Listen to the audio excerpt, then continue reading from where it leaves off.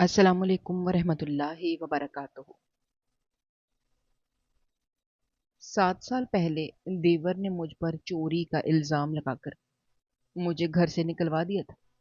آج وہ کینسر کے آخری سٹیج پر ہے اور اس نے مجھے معافی مانگنے کے لیے بلایا۔ جب میں اسپتال پہنچی تو اس نے روتے ہوئے میرے ہاتھ میں وہ چوری شدہ زیورات رکھ دیے جو اس نے خود چھپائے تھے، لیکن زیورات کے ڈبے کے نیچے ایک اور کاغذ تھا جس پر میرے شوہر کے دستخط تھے۔ اس کاغذ کی تحریر پڑھ کر میری جان نکل گئی، کیونکہ مجھے گھر سے نکالنے کا اصل ماسٹر مائنڈ میرا نام زارا ہے، اور میری زندگی کی کہانی کسی ایسے دردناک اور ہولناک خواب کی طرح ہے جس نے میرے وجود کو جھنجھوڑ کر رکھ دیا اور میری روح کو ایسی گہری چوٹ پہنچائی جس کا مداوع شاید زندگی بھر ممکن نہ ہو۔ میری پیدائش ایک انتہائی کچے اور سفید پوش گھرانے میں ہوئی تھی، جہاں میرے بوڑھے والدین نے اپنی زندگی بھر کی تمام جمع پونجی اور خون پسینے کی حلال کمائی صرف اور صرف میری اور میرے بہن بھائیوں کی بہترین پرورش اور اعلیٰ تربیت پر صرف کر دی تھی۔ میری خوش قسمتی تھی کہ میری شادی نہایت دھوم دھام اور شاندار طریقے سے ایک انتہائی کھاتے پیتے اور معزز گھرانے کے چشم و چراغ فیصل کے ساتھ طے پائی تھی۔ فیصل ایک انتہائی خلیق، نرم مزاج، محنتی اور سلجھا ہوا انسان تھا جو مجھ سے بے پناہ محبت کرتا تھا۔ وہ پیشے کے لحاظ سے ایک کامیاب تاجر تھا اور اس کا کام مختلف شہروں تک پھیلا ہوا تھا، جس کی وجہ سے اسے اکثر طویل اور تھکا دینے والے سفری معاملات میں الجھا رہنا پڑتا تھا۔ ہماری شادی شدہ زندگی کے ابتدائی سال کسی جنت سے کم نہیں تھے۔ فیصل نے مجھے کبھی کسی چیز کی کمی محسوس نہیں ہونے دی اور میری ہر چھوٹی بڑی خواہش کو اپنے خون پسینے کی کمائی سے پورا کیا۔ ہمارے اس بڑے اور عالیشان گھر میں فیصل کے علاوہ اس کا چھوٹا بھائی کامران اور کامران کی بیوی ندا بھی رہتے تھے۔ کامران طبیعت کے لحاظ سے ایک انتہائی تند خو، مغرور اور جلد غصے میں آنے والا انسان تھا، جسے ہمیشہ اس بات کا غرور رہتا تھا کہ وہ اس گھر کا لاڈلا ہے اور گھر کے تمام معاملات پر اس کا مکمل اختیار ہے۔ میری ساس کا انتقال ہماری شادی سے کچھ عرصہ قبل ہی ہو چکا تھا، اس لیے گھر کے اندرونی معاملات اور انتظامات کی تمام تر ذمہ داری مجھ پر اور میری دیورانی ندا پر عائد ہوتی تھی۔ میں نے ہمیشہ کوشش کی کہ گھر کا ماحول پرسکون رہے اور کسی بھی قسم کی رنجش یا غلط فہمی کو پیدا ہونے کا موقع نہ ملے۔ میں اپنے دیور کامران کو اپنے چھوٹے بھائیوں کی طرح سمجھتی تھی اور اس کی ہر تلخ بات کو نظر انداز کر کے ہمیشہ صبر اور درگزر سے کام لیتی تھی۔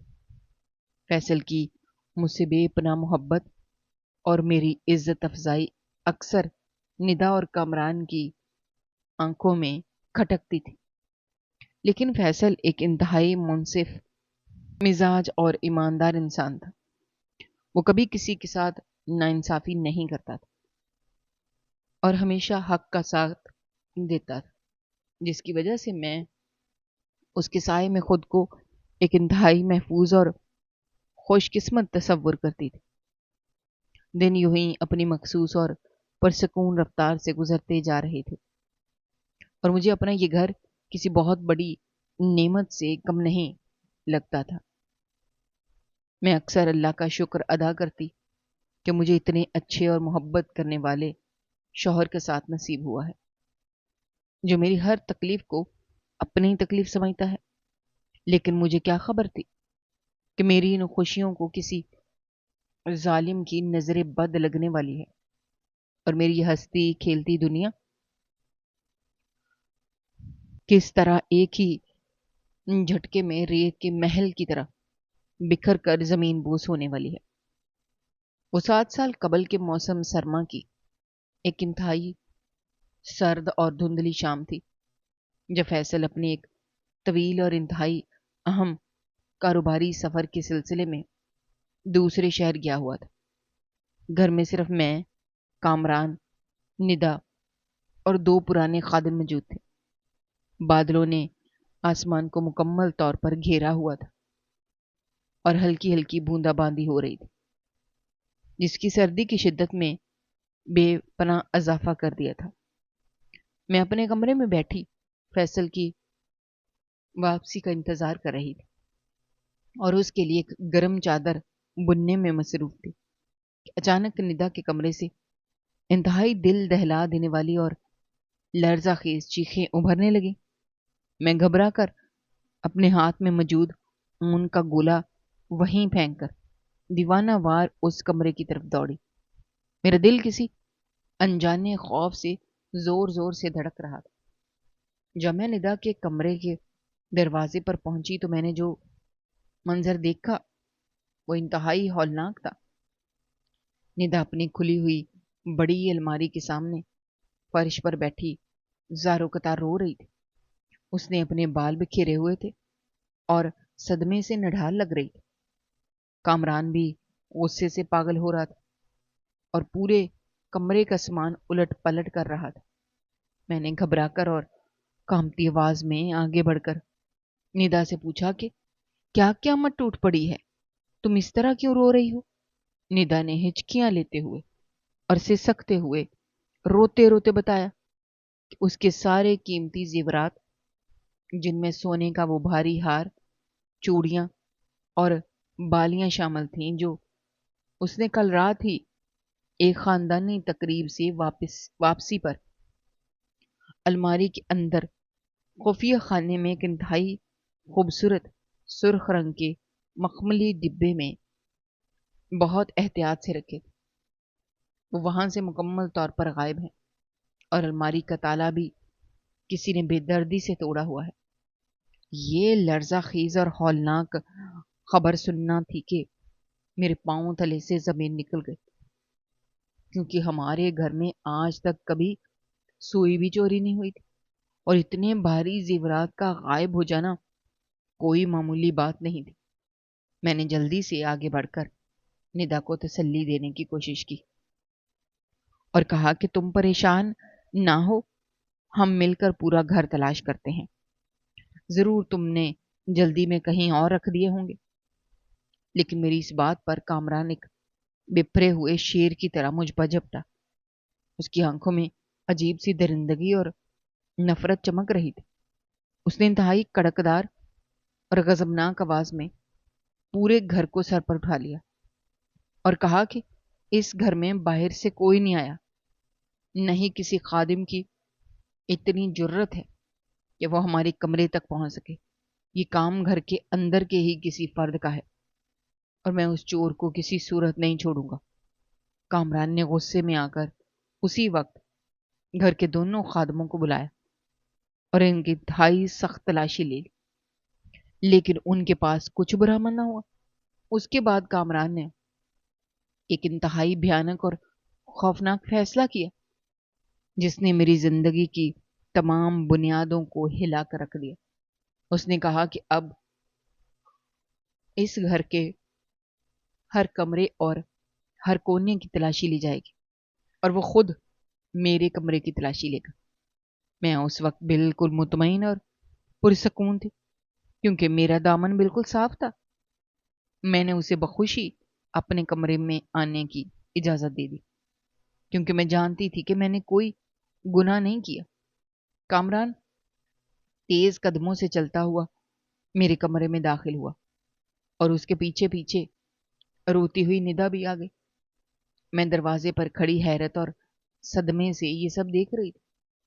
کامران نے انتہائی بے دردی سے میری الماری کھولی اور میرے صاف ستھرے کپڑے، جوتے اور سارا قیمتی سامان زمین پر نکالنا شروع کر دیا۔ میرا دل سینے میں زور زور سے دھڑک رہا تھا، لیکن مجھے یقین تھا کہ اسے وہاں کچھ نہیں ملے گا۔ جب پوری الماری اور بکھرے ہوئے سامان کی تلاشی میں کچھ نہ ملا تو کامران نے مایوسی کے بجائے ایک عجیب مسکراہٹ کے ساتھ ادھر ادھر دیکھا، پھر سیدھا میرے بستر کی طرف بڑھا۔ اس نے ایک زوردار جھٹکے سے میرے ڈبل بیڈ کا بھاری گدا اٹھا دیا، اور وہاں وہ لرزہ خیز اور ناقابل یقین منظر تھا جس نے میری روح تک کو فنا کر دیا، اور میرے پیروں تلے سے زمین مکمل طور پر کھینچ لی۔ گدے کے بالکل درمیان میں لکڑی کے تختے پر وہی سرخ رنگ کا مخملی ڈبہ پڑا تھا جس کا ذکر ندا کچھ دیر پہلے کر رہی تھی۔ کامران نے ایک فاتحانہ اور شفقانہ ہنسی ہنستے ہوئے اس ڈبے کو اٹھایا اور اسے کھول کر ندا کو دکھایا۔ اس میں وہی چوری شدہ سونے کے چمکدار اور قیمتی زیورات موجود تھے۔ میری آنکھوں کے سامنے گہرا اور سیاہ اندھیرا چھا گیا، میرا سانس حلق میں بری طرح اٹک کر رہ گیا۔ ندا نے آگے بڑھ کر میرے منہ پر ایک زوردار تماچا رسید کیا اور مجھے بے حیا، نمک حرام اور چور کہہ کر پکارنے لگی۔ میں چکر کھا کر زمین پر گر پڑی اور گڑ گڑا کر اللہ اور رسول کی قسمیں کھانے لگی کہ میرا اس منحوس سرخ ڈبے سے قطعی کوئی واسطہ نہیں۔ مجھے بالکل نہیں معلوم کہ یہ میرے گدے کے نیچے کس ظالم نے لا کر رکھا ہے۔ میں تو سارا دن اپنے کاموں میں مصروف تھی، لیکن میری کسی سچی بات پر آہو بکا اور میری قسموں پر کامران اور ندا نے ذرا برابر بھی دھیان نہ دیا۔ کامران نے انتہائی غلیظ اور شرمناک زبان استعمال کرتے ہوئے مجھے بالوں سے پکڑا اور گھسیٹتے ہوئے کمرے سے باہر دلان میں لے آیا۔ اس نے پورے محلے کو اکٹھا کر لیا اور سب کے سامنے مجھے چور اور بد کردار ثابت کرنے میں کوئی کسر نہ چھوڑی۔ میری دنیا مکمل طور پر تباہ ہو چکی تھی اور میری عزت کو سرے بازار نیلام کیا جا رہا تھا۔ میں رو رو کر نڈھال ہو چکی تھی اور بار بار فیصل کا نام لے رہی تھی کہ خدا را فیصل کو بلاؤ، وہ میری بے گناہی کا گواہ بنے گا، وہ جانتا ہے میں ایسی نہیں ہوں۔ رات کے پچھلے پہر جب فیصل اپنا سفر ادھورا چھوڑ کر انتہائی پریشانی کے عالم میں گھر پہنچا تو دلان کا منظر دیکھ کر اس کے ہوش اڑ گئے۔ میں مٹی میں لت پت فرش پر پڑی رو رہی تھی اور کامران اس کے سامنے وہ سرخ ڈبہ لہرا رہا تھا۔ کامران نے انتہائی مکاری اور چلاکی کے ساتھ فیصل کے دماغ میں زہر گھولنا شروع کیا۔ اس نے محلے والوں کی جھوٹی گواہیاں پیش کی، فیصل کو یقین دلایا کہ میں نے پیسوں کے لالچ میں اپنے ہی گھر کو لوٹنے کی کوشش کی۔ فیصل جو کہ انتہائی نرم دل اور مجھ سے محبت کرنے والا انسان تھا، وہ یہ سب دیکھ کر مکمل طور پر ٹوٹ گیا تھا۔ اس کی آنکھوں میں آنسو تھے اور وہ بے بسی سے مجھے دیکھ رہا تھا۔ اس نے میرے پاس آ کر روتے ہوئے مجھ سے پوچھا کہ زہرا، تم نے ایسا کیوں کیا؟ اگر تمہیں زیور چاہیے تھے تو مجھ سے مانگ لیتی، میں تمہارے لیے اپنی جان بھی دے سکتا تھا۔ تم نے میرے بھائی کی امانت میں خیانت کیوں کی؟ میں نے اس کے قدموں میں گر کر روتے ہوئے کہا کہ فیصل، میں بے گناہ ہوں، مجھے کسی نے ایک بہت بڑی سازش کے تحت پھنسایا ہے، آپ مجھ پر یقین کریں۔ لیکن حالات، ثبوت اور کامران کی مسلسل زہر فشانی نے فیصل کے سوچنے سمجھنے کی صلاحیت کو سلب کر لیا تھا۔ وہ اپنے سگے بھائی اور ان تمام گواہوں کو جھٹلا نہیں پا رہا تھا۔ اس کے باوجود فیصل نے کامران سے منتیں کی کہ وہ اس معاملے کو گھر کے اندر ہی دبا دے اور مجھے پولیس کے حوالے نہ کرے، لیکن کامران کسی صورت ماننے کو تیار نہیں تھا۔ اس نے انتہائی سختی سے فیصل کو دھمکی دی کہ اگر اس نے میرا ساتھ دیا تو وہ اس گھر کو چھوڑ کر چلا جائے گا اور یہ رشتہ ہمیشہ کے لیے ختم ہو جائے گا۔ فیصل ایک طرف اپنی محبت اور دوسری طرف اپنے سگے بھائی اور خاندانی عزت کے درمیان بری طرح پس کر رہ گیا تھا۔ وہ روتا رہا اور اپنے بال نوچتا رہا، لیکن وہ کامران کی اس اندھی ضد کے سامنے بے بس ہو چکا تھا۔ آخر کار کامران نے انتہائی بے دردی سے مجھے اس شدید سردی اور بارش کی رات میں صرف انہی کپڑوں میں دھکے دے کر گھر سے باہر نکال دیا اور دروازہ میرے منہ پر سختی سے بند کر دیا۔ میں اس بند دروازے کے باہر گھنٹوں بیٹھی روتی رہی اور فیصل کو پکارتی رہی۔ اندر سے فیصل کے رونے اور کامران کی ڈانٹ ڈپٹ کی آوازیں آ رہی تھیں، لیکن وہ دروازہ دوبارہ کبھی نہیں کھلا۔ وہ رات میری زندگی کی سب سے طویل اور خوفناک رات تھی۔ میں نے بارش میں بھیگتے ہوئے اپنے بوڑھے والدین کے گھر کا راستہ لیا، جہاں پہنچ کر میں بے ہوش ہو گئی۔ میرے والدین نے میرے دکھ میں اپنے آنسو بہائے، لیکن ان کے پاس اتنی طاقت نہیں تھی کہ وہ اس طاقتور خاندان سے لڑ سکتے۔ اس واقعے کے بعد میری زندگی ایک نا ختم ہونے والے اندھے کنویں میں گر گئی۔ میں نے اس معاشرے کے ہر ظلم اور تانے اور ہر تکلیف کو خاموشی سے سہا۔ میں نے اپنی بقا کے لیے ایک چھوٹی سی نوکری شروع کر دی، تاکہ اپنے بوڑھے والدین کا بوجھ بننے کے بجائے ان کا سہارا بن سکوں۔ ان 7 سالوں میں نے ہر روز خون کے آنسو روئے۔ میں نے اپنی جوانی اور اپنی زندگی کے سب سے بہترین سال اس تہمت اور ذلت کے سائے میں گزار دیے، جس کا میں نے کبھی تصور بھی نہیں کیا تھا۔ فیصل نے مجھے طلاق تو نہیں دی، لیکن وہ مجھ سے ملنے بھی کبھی نہیں آیا۔ شاید وہ اب بھی مجھے مجرم سمجھتا تھا اور اپنے خاندان کی عزت کی خاطر خاموش تھا۔ میں نے بھی اپنی انا اور اپنی سچائی کی خاطر کبھی اس سے رابطہ کرنے کی کوشش نہیں کی، کیونکہ میں جانتی تھی کہ سچائی کو ثابت کرنے کے لیے میرے پاس کوئی ثبوت نہیں تھا۔ دن ہفتوں میں، ہفتے مہینوں میں اور مہینے سالوں میں بدلتے گئے۔ میری زندگی کی مشقتیں میرے چہرے پر وقت سے پہلے جھریاں ڈال چکی تھیں اور میرے بال سفید ہونا شروع ہو گئے تھے۔ میری آنکھوں کی چمک مکمل طور پر مدھم پڑ چکی تھی اور میرے لبوں نے مسکرانا چھوڑ دیا تھا۔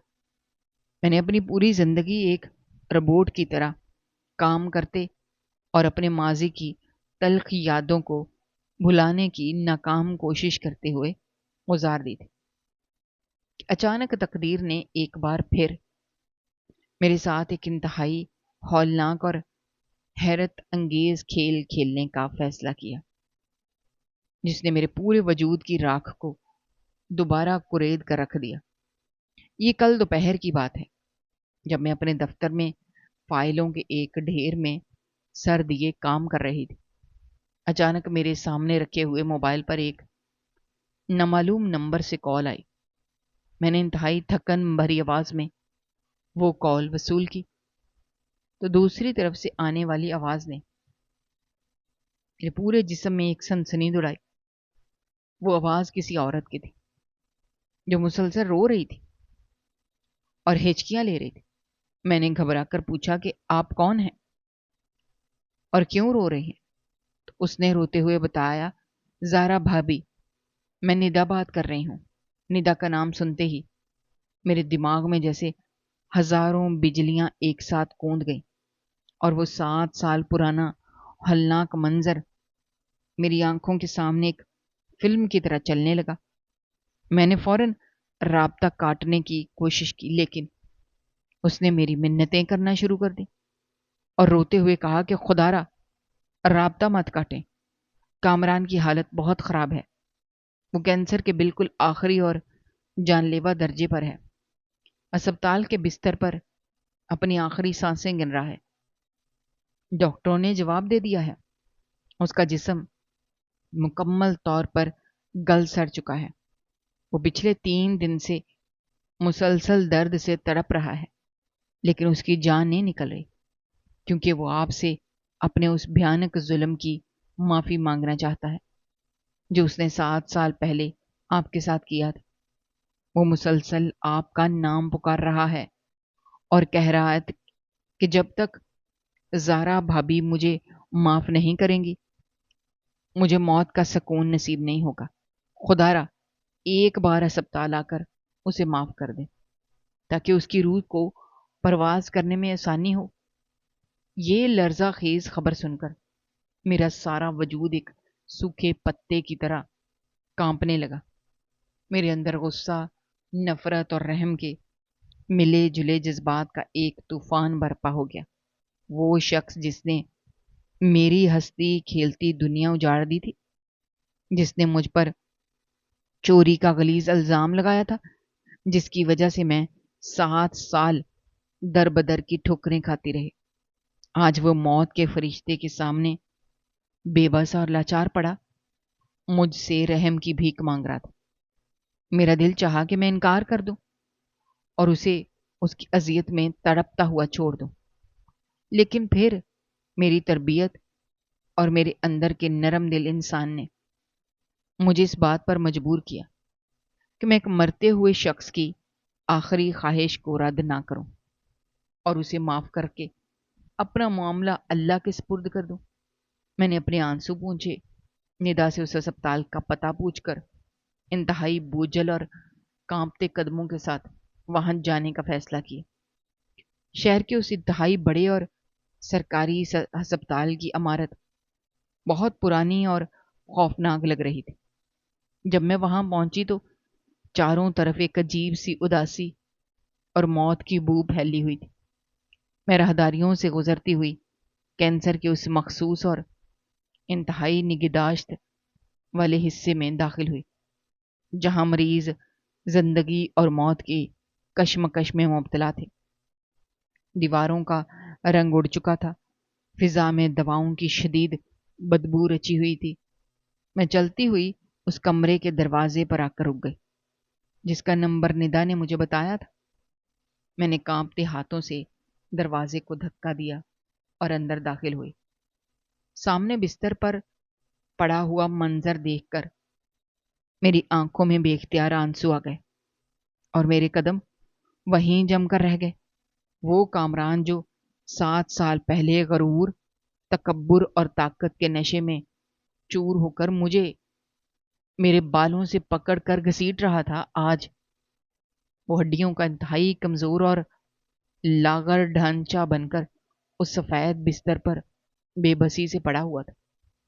اس کے بال مکمل طور پر گر چکے تھے، اس کی آنکھیں اندر کو دھنس چکی تھیں، اس کے چہرے کا رنگ موت کی طرح زرد پڑ چکا تھا، اس کے جسم کے ساتھ مختلف قسم کی نالیاں لگی ہوئی تھیں اور وہ انتہائی تکلیف اور کرب سے مسلسل کھانس رہا تھا۔ ندا اس کے سرہانے بیٹھی رو رہی تھی، اس کے پاؤں دبا رہی تھی۔ میری آہٹ سن کر کامران نے انتہائی مشکل اور اذیت سے اپنی دھنسی ہوئی آنکھیں کھولیں اور جب اس کی نظر میرے چہرے پر پڑی تو اس کے پورے جسم میں ایک عجیب سی کپ کپاہٹ طاری ہو گئی۔ وہ روتا ہوا اور ہچکیاں لیتا ہوا اپنے کانپتے ہاتھوں کو جوڑ کر مجھ سے معافی کی التجائیں کرنے لگا۔ اس کی آواز اس قدر کمزور اور ٹوٹی ہوئی تھی کہ مجھے بمشکل سمجھ آ رہی تھی۔ اس نے روتے ہوئے کہا، بھابھی مجھے معاف کر دیں، میں بہت بڑا گنہگار ہوں۔ میں نے آپ کی پاکیزہ زندگی کو اپنے گندے اور غلیظ ارادوں کی بھینٹ چڑھایا۔ میں نے تکبر میں آ کر آپ پر وہ جھوٹا الزام لگایا جس کی سزا آج مجھے اللہ اس دنیا میں ہی دے رہا ہے۔ میرا ایک ایک عضو درد سے پھٹ رہا ہے اور موت مجھ سے دور بھاگ رہی ہے۔ بھابھی خدا را مجھے اس عذاب سے نجات دلا دے۔ میں نے روتے ہوئے آگے بڑھ کر اس کے کانپتے ہوئے ہاتھوں کو تھام لیا اور کہا کہ کامران، میں نے تمہیں اللہ کی رضا کے لیے معاف کیا۔ تم نے جو بھی ظلم کیا وہ تمہارے اور تمہارے رب کے درمیان ہے۔ میں نے اپنا ہر دکھ بھلا دیا ہے۔ میری یہ بات سنتے ہی کامران کے چہرے پر ایک عارضی سا سکون آیا۔ لیکن اگلے ہی لمحے اس نے انتہائی گھبراہٹ اور تڑپ کے ساتھ ندا کو اشارہ کیا کہ وہ ڈبہ لے کر آؤ۔ ندا روتی ہوئی الماری کی طرف گئی اور اس نے وہاں سے وہی 7 سال پرانا سرخ رنگ کا مخملی ڈبہ نکال کر کامران کے کانپتے ہوئے ہاتھوں میں رکھ دیا۔ یہ وہی ڈبہ تھا جس نے میری پوری زندگی کو ایک جہنم میں تبدیل کر دیا تھا۔ کامران نے وہ ڈبہ انتہائی ندامت اور شرمندگی سے میرے ہاتھ میں پکڑایا اور روتے ہوئے وہ لرزہ خیز اعتراف کیا جس نے مجھے مکمل طور پر ششدر کر دیا۔ کامران نے سسکتے ہوئے کہا کہ بھابھی، یہ زیورات کبھی چوری ہوئے ہی نہیں تھے، بلکہ یہ سارا ایک انتہائی گھنونا اور بھیانک ڈرامہ تھا جو میں نے خود اپنے ہاتھوں سے رچایا تھا۔ میں نے ہی ندا کے زیورات چرا کر آپ کے کمرے میں اس ڈبل بیڈ کے گدے کے نیچے چھپائے تھے تاکہ آپ کو چور ثابت کر کے ہمیشہ کے لیے اس گھر سے نکال سکوں، کیونکہ میں جانتا تھا کہ جب تک آپ اس گھر میں موجود ہیں میری اور ندا کی کوئی اہمیت نہیں بن سکتی۔ میں یہ سن کر ساکت رہ گئی۔ مجھے یقین نہیں آ رہا تھا کہ ایک انسان اپنی ہوس اور حسد کی خاطر اس حد تک بھی گر سکتا ہے۔ کامران کھانستا ہوا مزید کچھ بولنا چاہتا تھا لیکن اس کا سانس اکھڑنے لگا۔ میں نے اس سرخ ڈبے کو اپنے ہاتھوں میں تھاما جس کی وجہ سے میں نے 7 سال تک خون کے آنسو روئے تھے۔ میرا دل چاہا کہ میں اس ڈبے کو وہیں پھینک دوں، لیکن اچانک میری نظر اس ڈبے کے بالکل نچلے حصے پر پڑی جہاں مخمل کا کپڑا تھوڑا سا پھٹا ہوا تھا اور اس کے نیچے ایک سفید رنگ کا مڑا ہوا کاغذ چھپا ہوا تھا۔ میری حیرت اور تجسس میں بے پناہ اضافہ ہو گیا۔ میں نے اپنے کانپتے ہوئے ہاتھوں سے اس مخمل کے کپڑے کو تھوڑا سا کھینچا اور اس کے نیچے چھپے ہوئے اس پرانے اور زرد پڑ چکے کاغذ کو باہر نکال لیا۔ میں نے بوجھل دل اور کانپتی انگلیوں کے ساتھ اس کاغذ کی تہوں کو کھولا۔ اس پر کچھ الفاظ درج تھے، لیکن میری نظریں سب سے پہلے اس کاغذ کے بالکل نچلے حصے پر گئیں جہاں ایک انتہائی مانوس اور جانی پہچانی لکھائی میں دستخط ثبت تھے۔ ان دستخطوں کو دیکھتے ہی میرے دماغ میں جیسے ایک انتہائی زوردار دھماکہ ہوا اور میرے پیروں تلے سے وہ زمین مکمل طور پر کھینچ لی گئی جس پر میں کھڑی تھی۔ میرا سانس میرے حلق میں ایک کانٹے کی طرح اٹک کر رہ گیا اور میری آنکھیں حیرت اور صدمے اور شدید ترین خوف سے پوری طرح پھٹی کی پھٹی رہ گئی، کیونکہ وہ دستخط کسی اور کے نہیں بلکہ میرے اپنے شوہر فیصل کے تھے۔ وہی فیصل جسے میں ایک معصوم اور مجبور انسان سمجھتی آئی تھی، وہی فیصل جس کی محبت پر مجھے آج تک اندھا یقین تھا، وہی فیصل جسے میں ایک انتہائی معصوم، ہمدرد اور مجبور انسان سمجھتی تھی، وہی فیصل جس کی سچی محبت پر مجھے آج تک اندھا اور کامل یقین تھا، جس کی جدائی کے غم میں نے پچھلے 7 سال سے اپنے دل میں ایک ماتم بپا کر رکھا تھا۔ میرے ہاتھ اس قدر شدت سے کانپ رہے تھے کہ وہ پرانا اور زرد پڑ چکا کاغذ میرے ہاتھوں سے پھسلنے لگا، لیکن میں نے اپنی تمام تر ٹوٹی ہوئی ہمت اور بکھرے ہوئے حواس کو یکجا کرتے ہوئے اس کاغذ کو مضبوطی سے تھام لیا اور اس پر لکھی ہوئی اس بھیانک اور لرزہ خیز تحریر کو پڑھنا شروع کیا جو فیصل کے اپنے ہاتھ کی لکھائی تھی۔ اس تحریر کا ایک ایک لفظ میری روح پر نشتر کی طرح چل رہا اور میری وہ تمام خوبصورت یادیں جو میں نے فیصل کے ساتھ گزاری تھی وہ ایک ایک کر کے میرے ذہن کے پردے پر کسی بھیانک اور ڈراؤنے سائے کی طرح ابھرنے لگی۔ مجھے وہ دن یاد آنے لگا جو فیصل نے مجھ سے محبت کے جھوٹے دعوے کیے تھے اور مجھ سے کہا تھا کہ زارا تم میری زندگی کا سب سے قیمتی اثاثہ ہو، لیکن آج اس کاغذ پر لکھی ہوئی تحریر اس کے اس مکروہ اور منافق چہرے کو بے نقاب کر رہی تھی، جس کا میں نے کبھی خواب میں بھی تصور نہیں کیا تھا۔ اس کاغذ پر فیصل نے کامران کے نام ایک باقاعدہ اور شرمناک معاہدہ لکھا ہوا تھا، جس کی ایک ایک سطر میرے دل پر کسی تیز دھار خنجر کی طرح چل رہی تھی اور میرے وجود کو ٹکڑے ٹکڑے کر رہی تھی۔ فیصل نے اس کاغذ پر انتہائی بے شرمی اور سفاکی سے لکھا تھا کہ میرے پیارے بھائی کامران، تم جانتے ہو میں اپنے کاروبار کے سلسلے میں جس انتہائی امیر اور با اثر تاجر کے ساتھ کام کر رہا ہوں، اس کی اکلوتی بیٹی مجھ پر بری طرح فدا ہو چکی ہے اور وہ مجھ سے شادی کرنا چاہتی ہے۔ اس شادی کے نتیجے میں اس تاجر کی کروڑوں کی جائیداد اور اس کا سارا وسیع و عریض کاروبار ہمیشہ کے لیے میرے نام منتقل ہو جائے گا اور میں راتوں رات اس ملک کا سب سے امیر اور طاقتور انسان بن جاؤں گا۔ میں اس غریبی اور اس درمیانے درجے کی زندگی سے مکمل طور پر تنگ آ چکا ہوں۔ مجھے اب ایک ایسی پرتعیش زندگی چاہیے جس میں دولت اور طاقت کی کوئی کمی نہ ہو، لیکن میری اس شاندار اور پرتعیش منزل کے راستے میں سب سے بڑی اور واحد رکاوٹ میری بیوی زارا ہے۔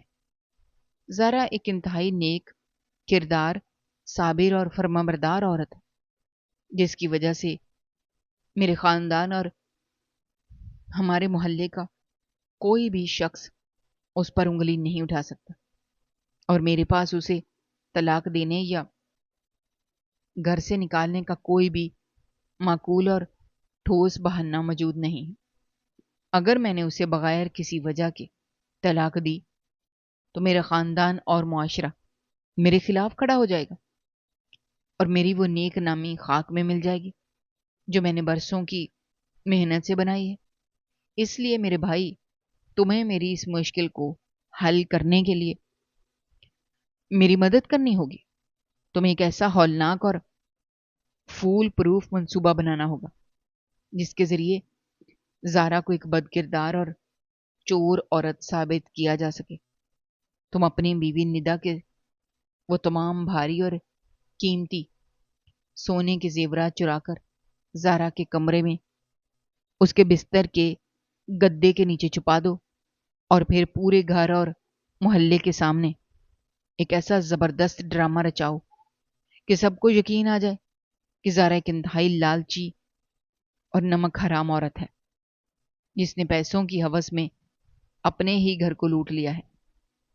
جب تم یہ سب کر لو گے تو میں اپنے طویل سفر سے واپس آنے کا جھوٹا ناٹک کر کے گھر پہنچوں گا اور دنیا والوں کے سامنے زارا کی اس چوری پر انتہائی دکھ اور شرمندگی کا اظہار کروں گا۔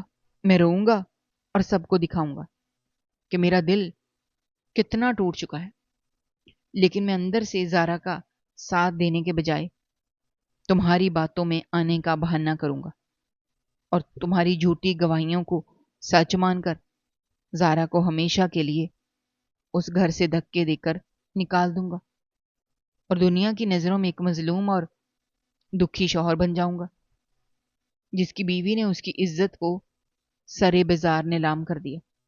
فیصل نے مزید سختی سے ہدایت کی تھی کہ زارا کو کسی صورت بھی اپنا دفاع کرنے کا موقع نہیں ملنا چاہیے اور اسے اسی رات ذلیل و خوار کر کے گھر کی دہلیز سے پھینک دینا ہے تاکہ وہ دوبارہ کبھی مڑ کر اس گھر کا رخ نہ کر سکے۔ اس کاغذ پر فیصل نے مزید یہ بھی لکھا تھا کہ اس گھنونے اور شرمناک کام کے بدلے میں کامران کو اپنے اس نئے اور کروڑوں کے کاروبار میں سے پورا آدھا حصہ دوں گا اور اسے زندگی بھر کسی چیز کی کمی نہیں ہونے دوں گا۔ یہ تحریر پڑھ کر میرے دماغ کے رگیں پھٹنے کے قریب پہنچ چکی اور میرے اندر ایک ایسا شدید اور خوفناک طوفان برپا ہو چکا تھا، جس نے میری سوچنے اور سمجھنے کی تمام صلاحیتوں کو مکمل طور پر مفلوج کر کے رکھ دیا تھا۔ میں اس کاغذ کو اپنے سینے سے لگا کر دھاڑے مار مار کر رونے لگی۔ میں نے اپنے دونوں ہاتھوں سے اپنا چہرہ چھپا لیا۔ مجھے اپنے آپ پر اور اپنی اس اندھی محبت پر شدید غصہ آ رہا تھا، جس نے مجھے کبھی فیصل کا وہ بھیانک اور مکروہ چہرہ دیکھنے ہی نہیں دیا جو اس کی معصومیت کے لبادے میں چھپا ہوا تھا۔ میری سسکیوں اور آہوں سے اس ہسپتال کی تاریک اور موت کی بو سے بھرے ہوئے کمرے کی فضا مزید بوجھل ہو گئی تھی۔ میں روتے ہوئے کامران کی طرف مڑی، جو اس وقت کینسر کے آخری اور جان لیوا اذیت میں مبتلا اپنے بستر پر تڑپ رہا تھا۔ اس کی آنکھوں سے بھی مسلسل آنسو بہ رہے تھے۔ میں نے اس سے چیخ کر اور انتہائی کربناک آواز میں پوچھا کہ کیا یہ سب واقعی سچ ہے؟ کیا واقعی فیصل نے محض اپنی دولت کی ہوس اور ایک دوسری عورت کی خاطر میرے جیسی وفادار اور جان نچھاور کرنے والی بیوی کو اتنی بڑی اور ظالمانہ سزا دی تھی؟ کیا تم دونوں بھائیوں کے دل میں میرے لیے ذرا برابر بھی رحم نہیں آیا تھا جب مجھے اس اندھیری رات میں بارش کے دوران دھکے دے کر گھر سے نکالا جا رہا تھا؟ کیا تم لوگوں کے سینے میں دل کی جگہ پتھر موجود تھا؟ کامران نے انتہائی مشکل اور بوجھل سانسوں کے ساتھ ہچکیاں لیتے ہوئے کھانستے ہوئے میری بات کا جواب دیا اور روتے ہوئے مجھ سے کہنے لگا، ہاں بھابھی، یہ سب کچھ حرف بحرف سچ ہے، اور یہی وہ بھیانک حقیقت ہے جس کے بوجھ نے مجھے اندر سے مکمل طور پر کھوکھلا کر دیا تھا، اور جس کے عذاب کی صورت میں آج میں اس ہولناک بیماری کا شکار ہو کر پل پل مر رہا ہوں۔ فیصل بھائی شروع سے ہی دولت کے انتہائی لالچی اور ہوس پرست انسان تھے۔ وہ کسی بھی قیمت پر اس امیر تاجر کی بیٹی کو حاصل کرنا چاہتے تھے۔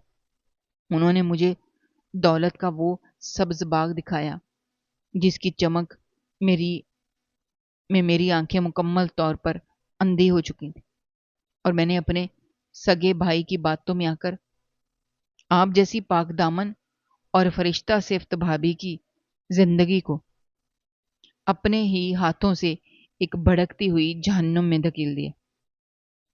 بھابھی، آپ کو معلوم نہیں، جس رات آپ کو گھر سے نکالا جا رہا تھا اور آپ فیصل بھائی کے قدموں میں گر کر رو رہی تھیں، وہ اندر سے رو نہیں رہے تھے، بلکہ وہ تو دل ہی دل میں اپنی کامیابی پر خوش ہو رہے تھے۔ آپ کے گھر سے جانے کے بعد فیصل بھائی نے کچھ عرصہ انتہائی دکھ اور صدمے کا ڈرامہ رچایا، محلے کی مسجد میں جا کر سب کے سامنے روتے تاکہ کوئی ان پر انگلی نہ اٹھا سکے، اور پھر محلے والوں اور رشتہ داروں کی ہمدردی حاصل کر کے خاموشی سے اس تاجر کی بیٹی سے دوسری شادی رچا لی۔ شادی کے بعد اس گھر کو ہمیشہ کے لیے چھوڑ کر اپنی اس نئی اور انتہائی امیر بیوی کے ساتھ اس کے عالی شان محل میں منتقل ہو گئے۔ انہوں نے اپنے وعدے کے مطابق مجھے اس نئے کاروبار کا آدھا حصہ بھی دے دیا، جس کے بعد میں اور ندا بھی دولت کے نشے میں مکمل طور پر غرق ہو گئے، اور ہم نے کبھی مڑ کر یہ نہیں سوچا کہ آپ کس حال میں ہوں گی اور آپ پر کیا گزر رہی ہوگی۔ ہم نے ان پیسوں سے نئی گاڑیاں خریدیں، نئے لباس پہنے اور اپنی زندگی کی ہر عیاشی پوری کی، لیکن بھابھی، قدرت کا انتقام اور مکافات عمل بہت بھیانک اور ہولناک ہوتا ہے۔ اس کی لاٹھی بھی آواز ہوتی ہے۔ چند سالوں تک تو ہم اس حرام کی دولت پر بہت عیش کیے، لیکن پھر اچانک میری طبیعت خراب رہنے لگی، مجھے ہر وقت بخار رہنے لگا، میرے جسم کی ہڈیوں میں شدید درد اٹھنے لگا۔ ڈاکٹروں نے بے شمار جانچ پڑتال کے بعد مجھے بتایا کہ مجھے خون کا انتہائی خطرناک اور جان لیوا کینسر ہو چکا ہے جو میرے پورے جسم میں پھیل چکا ہے۔ میری اس بیماری کا سن کر فیصل بھائی کا رویہ یکسر تبدیل ہو گیا۔ انہوں نے میرے علاج پر پیسے خرچ کرنے سے صاف انکار کر دیا اور مجھ سے وہ سارا کاروبار اور ساری دولت انتہائی مکاری اور دھوکے سے واپس چھین لی، کیونکہ ان کی وہ نئی بیوی ایک انتہائی مغرور اور ظالم عورت تھی جس نے فیصل بھائی کو مکمل طور پر اپنے قابو میں کر لیا تھا، اور فیصل بھائی اس عورت کے سامنے ایک غلام کی طرح رہتے تھے۔ اس عورت نے مجھ سے اور ندا سے وہ تمام زیورات اور وہ گھر بھی چھین لیا، ہمیں سڑک پر لا کھڑا کیا۔ فیصل بھائی نے مجھے اور ندا کو بے یار و مددگار چھوڑ دیا، ہمارے تمام رابطے منقطع کر دیے۔ جب میں ان کے عالی شان محل کے دروازے پر روتا ہوا گیا، ان کے محافظوں نے مجھے دھکے دے کر وہاں سے نکال دیا۔ میری بیماری پر میری ساری جمع پونجی ختم ہو گئی اور ہم اس سرکاری ہسپتال کی ان بسیدہ دیواروں کے درمیان دھکے کھانے پر مجبور ہو گئے، جہاں آج میرے پاس اپنی دوائی خریدنے کے بھی پیسے نہیں ہیں۔ بھابھی، مجھے فیصل نے بھی اس طرح دھوکہ دیا اور استعمال کر کے کوڑے دان کی طرح پھینک دی جس طرح انہوں نے آپ کے ساتھ کیا تھا۔ مجھے اپنے کیے پر بے پناہ شرمندگی اور پچھتاوا ہے۔ راتوں کو جب میری ہڈیاں درد سے پھٹتی ہیں تو مجھے آپ کی وہ چیخیں یاد آتی ہیں جو آپ اس رات دروازے پر مار رہی تھیں۔ لیکن اب میرے پاس وقت بہت کم بچا ہے، میری سانسیں میرا ساتھ چھوڑ رہی ہیں۔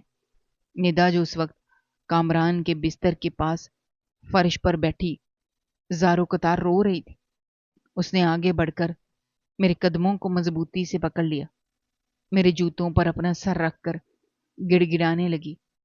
بھابھی، مجھے معاف کر دیں، میں نے آپ کے منہ پر وہ تماچا مارا جس کی گونج آج بھی میرے کانوں میں سنائی دیتی ہے۔ میرا وہ ہاتھ آج مفلوج ہو چکا ہے، میں درد کی شدت سے پاگل ہو رہی ہوں۔ ہم نے آپ کے ساتھ جو کیا اس کی سزا ہم دنیا میں بھگت رہے ہیں۔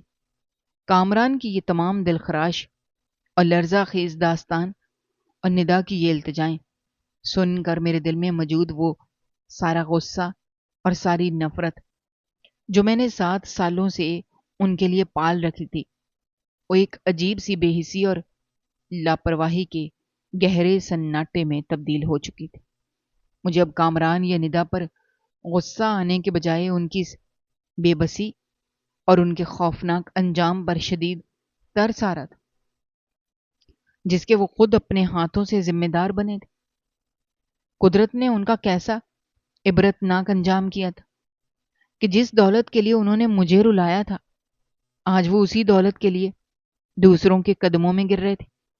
لیکن فیصل کی اس ہولناک منافقت، اس کے اس وحشیانہ منصوبے اور اس کی اس سفاکانہ سازش نے میرے اندر کے اس معصوم اور محبت کرنے والے انسان کو ہمیشہ کے لیے مار دیا تھا، جو کبھی وفا، اعتبار اور رشتوں کے تقدس پر یقین رکھتا تھا۔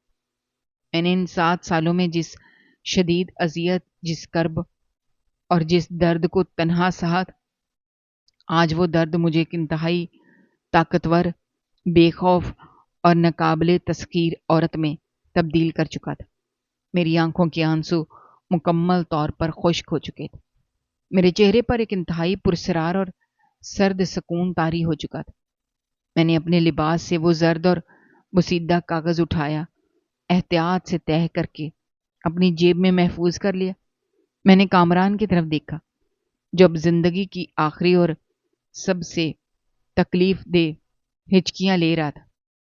اس کی آنکھیں چھت کی طرف پتھرا چکی تھیں، اس کا منہ کھلے کا کھلا رہ گیا تھا اور اس کے سینے کا اتار چڑھاؤ انتہائی سست پڑ چکا تھا۔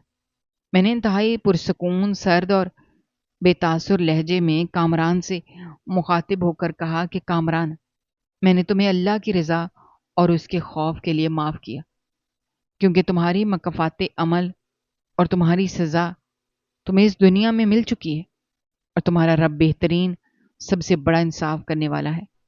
اس نے تمہیں تمہارے گناہوں کا وہ انجام دکھا دیا جو تم سوچ بھی نہیں سکتے تھے۔ لیکن فیصل نے میرے ساتھ جو ظلم کیا ہے اور جو منافقت اس نے میری محبت کے ساتھ کی ہے، اس کی سزا اسے اس دنیا میں بھی ضرور ملے گی اور آخرت میں بھی۔ اس کا معاملہ اللہ کی سب سے بڑی اور منصف عدالت میں چھوڑتی ہوں، جو کبھی کسی ظالم کو معاف نہیں کرتی، نہ ہی کسی مظلوم کی آہ کو رائیگاں جانے دیتی ہے۔ کامران نے میری بات سنی یا نہیں مجھے نہیں معلوم، لیکن میری اس بات کے ختم ہوتے ہی اس کے سینے سے ایک آخری اور انتہائی خوفناک خرخراہٹ کی آواز نکلی جو کسی جانور کے ذبح ہونے جیسی تھی۔ اس کا جسم ایک زوردار جھٹکے کے ساتھ مکمل طور پر بے جان ہو کر اس سفید اور گندے بستر پر ڈھیر ہو گیا۔ اس کی روح اپنے تمام تر گناہوں، منافقتوں اور پچھتاووں کا بھاری بوجھ لیے اس دنیا سے ہمیشہ کے لیے پرواز کر چکی تھی اور اپنے رب کے حضور اپنے اعمال کا حساب دینے کے لیے پیش ہو چکی تھی۔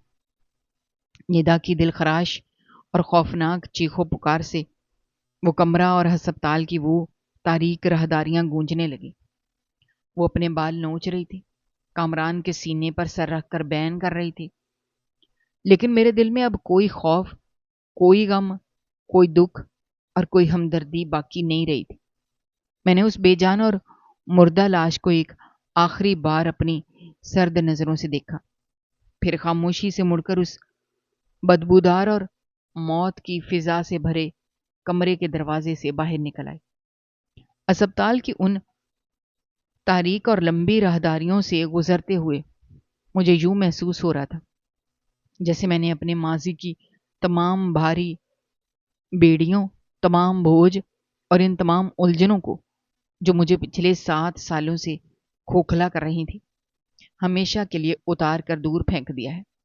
میں اب ایک آزاد اور بے خوف انسان بن چکی تھی۔ جب میں شفا خانے کے اس بسیدہ عمارت سے باہر کھلی فضا میں آئی تو آسمان پر چھائے ہوئے کالے بادل مکمل طور پر چھٹ چکے تھے اور ایک روشن، چمکدار اور امید سے بھری ہوئی دھوپ چاروں طرف پھیل چکی تھی، جو مجھے ایک نئی زندگی، ایک نئے ارادے اور ایک نئی اور شاندار آغاز کا پیغام دے رہی تھی۔ میں نے انتہائی لمبی اور پرسکون سانس لی اور اپنے ان بوڑھے اور شفیق والدین کے کچے مکان کی طرف اپنے قدم بڑھا دیے، جنہوں نے میرے ہر دکھ میں میرا ساتھ دیا تھا اور مجھے کبھی تنہا نہیں چھوڑا تھا۔ آج میرے قدموں میں ایک عجیب سا اعتماد تھا اور میری آنکھوں میں ایک ایسی نئی اور طاقتور چمک تھی جسے دنیا کی کوئی طاقت مدھم نہیں کر سکتی تھی، کیونکہ مجھے اب اس ظالم معاشرے اور فیصل جیسے منافق اور بزدل انسان کی قطعی کوئی پرواہ نہیں تھی۔